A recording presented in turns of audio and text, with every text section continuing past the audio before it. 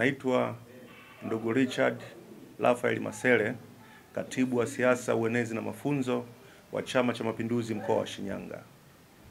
Ndugu waandishi wa habari, leo imetupendeza tukutane pamoja ili tuweze kutoa neno kwa niaba ya Chama cha Mapinduzi mkoa wa Shinyanga chini ya mwenyekiti wake wa Chama cha Mapinduzi mkoa ndugu Mabala Mlolwa.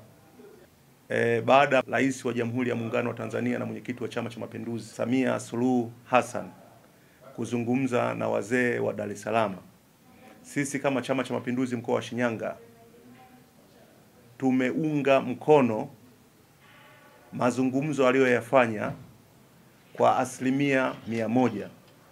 Hiyo ni kutokana na mambo mazuri aliyoyaeleza au kuhutubia taifa kupitia wazee wa mkoa wa Dar es Salaam.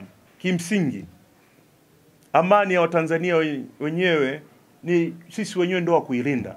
Kwa maelezo ya rais wetu mpendwa, niombe tuendelee kuilinda amani yetu. Na mimi niwasihi vijana wenzangu wa mkoa wa Shinyanga, niwasihi vijana ambao mnanisikia sasa kupitia vyombo vya habari kwa mikoa mbalimbali, tuendelee kuitunza amani yetu, tusichochewe, kwa sababu unapoenda kumzuru mwananchi mwenzio, jua unamzuru mama wa rafiki yako, jua unamjuru mama wa jirani yako, jua unamzuru ndugu yako, kwa sababu sisi wote ni ndugu, wote ni watoto wa baba mmoja na mama mmoja.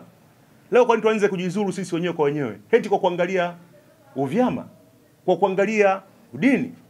Hatuwezi kujenga taifa letu hili. Na kauli za mwalimu wetu mpendwa, rais wetu wa awamu ya kwanza, Mwalimu Julius Kambarage Nyerere, alisema taifa hili hatuwezi kulipeleka kwa udini, ukabila, ulangi.